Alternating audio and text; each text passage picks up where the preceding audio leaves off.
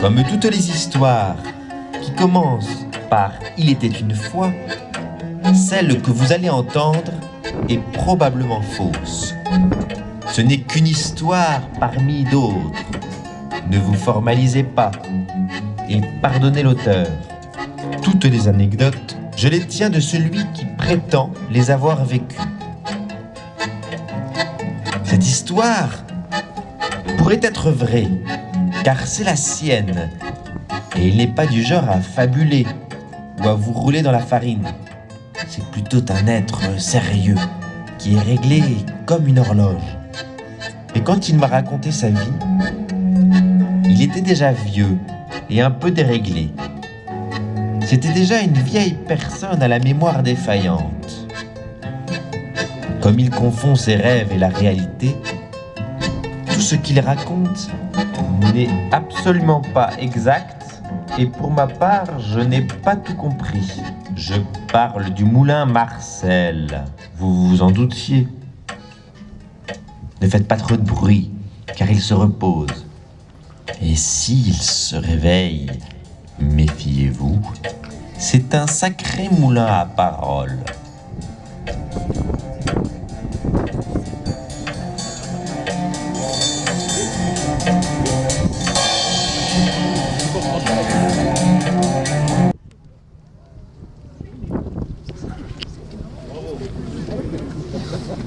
Veuillez nous excuser, nous allons tenter de remettre le courant. Ceci n'est ni une blague, ni un exercice. Je répète, ceci n'est ni une blague, ni un exercice. Des lampes de poche et des bracelets de signalisation se trouvent à votre disposition dans les zones 4, 7 et 9. Merci de garder votre sang-froid. Suite à des difficultés techniques dues à une erreur de synchronisation sur la ligne temporelle, notre équipe d'électriciens doit intervenir sur le bâtiment 3. Pour des raisons de sécurité, veuillez évacuer le bâtiment. Je répète, la totalité du personnel doit quitter tous les bâtiments.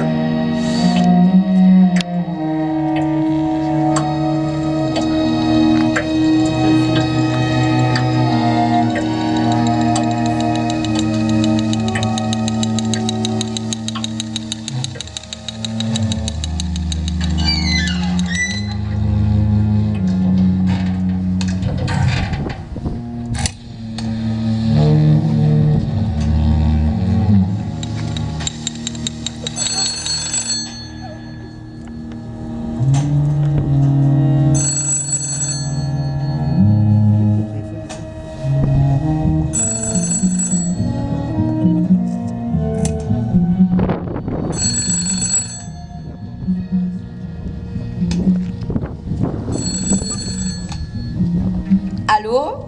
Qui est à l'appareil ? C'est moi. Je voudrais m'assurer qu'il n'y a plus personne dans le bâtiment. Je crois qu'on ne se connaît pas. Vous devez faire erreur. Qui êtes-vous ? Vous êtes au Grand Moulin de Paris. Vous avez de la chance. Parce que normalement, un vendredi à cette heure-là, nous sommes fermés. Exceptionnellement, nous supervisons ce soir des travaux qui pressent. Mais vous pouvez rappeler lundi si vous voulez. Passez-moi le directeur, s'il vous plaît. Vous ne m'avez pas compris, monsieur. Je vous ai dit que nous sommes fermés. C'est très urgent, madame. Passez-le-moi. Bon, je vais voir s'il est disponible. Attendez un instant. Henri ! Henri ! Il y a quelqu'un qui veut te parler. C'est urgent. C'est qui ? Je sais pas, Un gars avec un drôle d'accent. Ah, Ginette, tu peux nous laisser quelques minutes? Allô? Vous m'aviez promis qu'il ne devait y avoir personne dans le bâtiment. Vous savez quelle heure il est? Dans un petit peu plus d'1 heure, nous lançons l'opération. Si des personnes périssent dans cet incendie, nos affaires seront beaucoup plus difficiles à gérer. Vous savez ce que vous risquez. Prenez toutes vos responsabilités si vous ne respectez pas votre contrat. Écoutez, contentez-vous de faire votre travail, hein, et laissez-moi faire le mien. Mon travail, c'est aussi de faire en sorte que certaines personnes ne puissent ébruiter notre affaire, hein. Très bien. Rappelez-moi demain soir.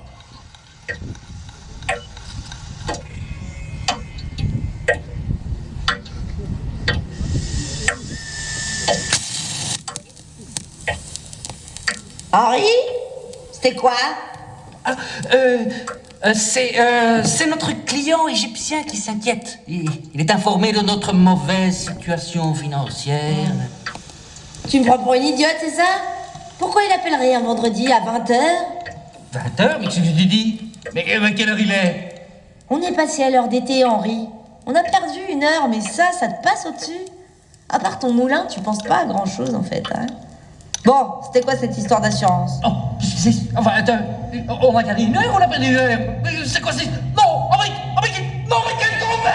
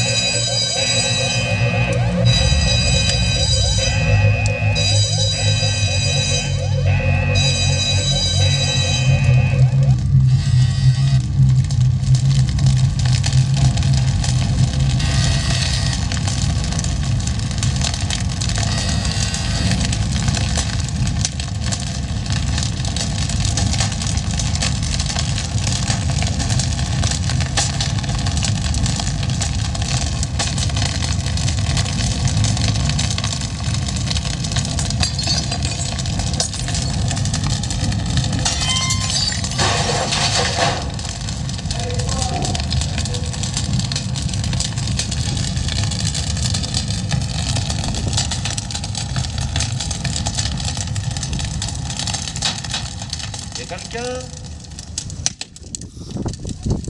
quelqu'un?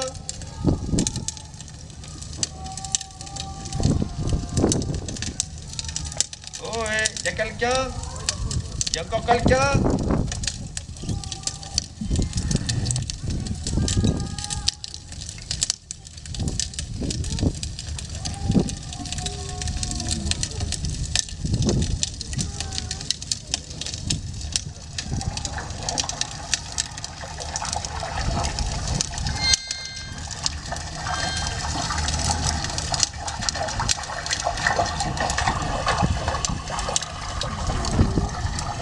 Pour une bête histoire de décalage, on peut dire que t'as raté ton coup, mon petit Henri.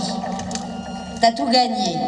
On va devoir se supporter pour l'éternité. Il vaudrait mieux recoller les morceaux. Pourquoi t'as fait ça? Ginette, le moulin, c'était ma vie. Vous pouvez pas imaginer le voir crever à l'abandon. Regarde, il vieillit, personne n'en veut. Et moi? Pareil? Tu voulais pas me voir vieillir? Tu sais, tu m'aimais pas beaucoup plus quand j'étais jeune et belle comme ton moulin. Je les voyais, tes yeux, qui brillaient davantage quand ils observaient les péniches remplies de farine partir vers Djibouti, l'Afrique. Tu sais, plus d'une fois j'ai été tentée de partir avec l'une d'elles pour découvrir le monde. Mais non. J'ai été stupide à rester ici comme chien fidèle pour t'aider à faire tourner ton moulin, qu'il fallait jamais arrêter. Et puis même dans la mort, je dois encore t'accompagner. Arrête de s'imagrer, là, hein. C'est étrange, mais j'ai l'impression qu'on n'est pas tout seul. Tu peux jamais rester discrète, toi, hein. Dans les histoires de moulins, c'est toujours la femme du meunier qui détruit le moulin. Parce que son mari, il travaille trop et il se tue à la tâche. J'aurais jamais fait ça, moi. J'aurais jamais osé toucher une seule courroie, un seul petit engrenage. Je savais à quel point t'aimais ton moulin. Henri, réveille-toi. Réveille-toi. Écoute, j'entends le moulin qui ronronne de nouveau. Ah ouais, c'est pas toi qui ronfle. Moi, j'entends pas tout le bruit de la péniche qui nous emmène vers l'enfer. Oh, mais Ginette, et toi? Écoute ce son, c'est incroyable. On a l'impression que le moulin respire. Il y a des voix bizarres. Henri, réveille-toi, on parle. Il y a des voix bizarres. On entend le tremblement des planchistes. Écoute, écoute, Ginette, écoute, Ginette, écoute.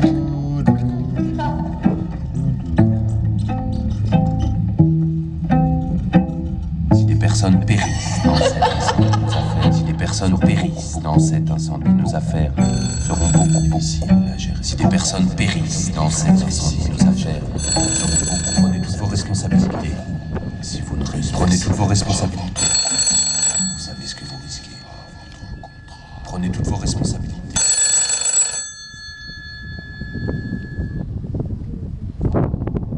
Henri, réveille-toi. Comment je peux supporter ce drôle de somnambule? Y a Maurice, le proprio, qui veut te parler. Allô? Allô, allô? Rappelez plus tard, il fait sa sieste.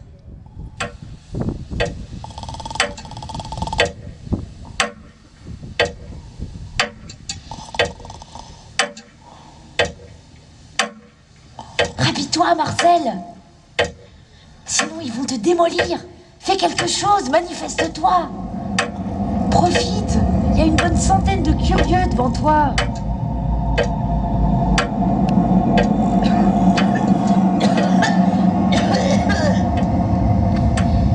Mais quel jour on est? Suis-je bien éveillé? Ou suis-je encore condamné au sommeil? Quelqu'un peut me dire l'heure? Mon réveil est parti en fumée. Avec vos histoires, mon calvaire ne finira jamais. Que vous ai-je affligé pour mériter ce sort? C'est une mauvaise blague, ou bien est-ce un cauchemar? Honte à vous, curieux, à m'observer croupir assis, les bras ballants et sans rien faire. Pourquoi venir me voir? Pour m'enterrer ou me souhaiter un bon anniversaire? Dans l'état où je suis, je ne pourrais souffler sur aucune bougie sans finir en enfer. Il est où, mon meunier? Il dort lui aussi. Et sa pauvre Ginette, qui doit tout supporter. Qu'il s'occupe de sa femme, au lieu de rester à la botte de Cupide malhonnête. Et mes bons camarades, et tous ces travailleurs.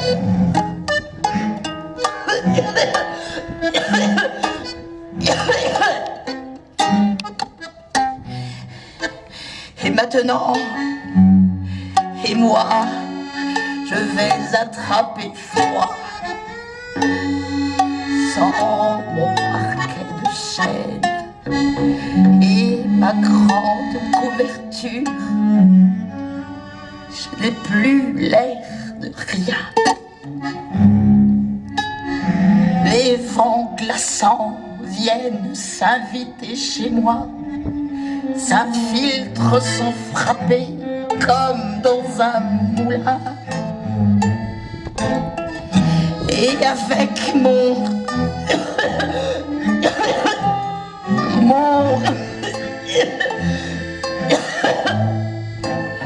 allergie à cette foutue farine,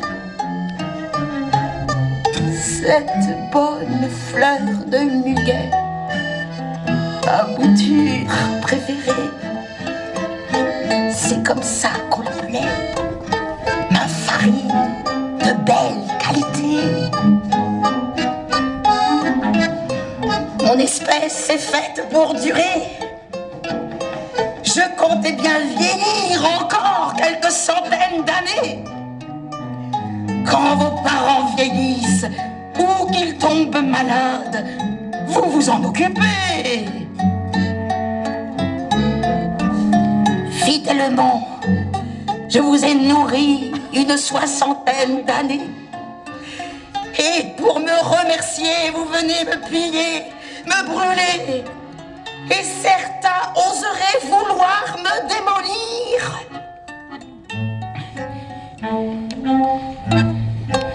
Désolé, ma haine tombe sur vous qui êtes venus me voir. C'est quoi cette histoire de ma mise en lumière? On m'a demandé mon avis, moi, pour jouer mon propre rôle dans cette évocation de mes tristes moments. Je n'ai pas connu qu'une telle déchéance. Et dans quelques années, déjà, je vous l'annonce, vous verrez les effets de ma reconnaissance. Je ferai tourner la tête à nombre de vos girouettes, perchées sur vos maisons. Ah, Marquette, je suis votre géant. Et les meuniers connaissent ma chanson.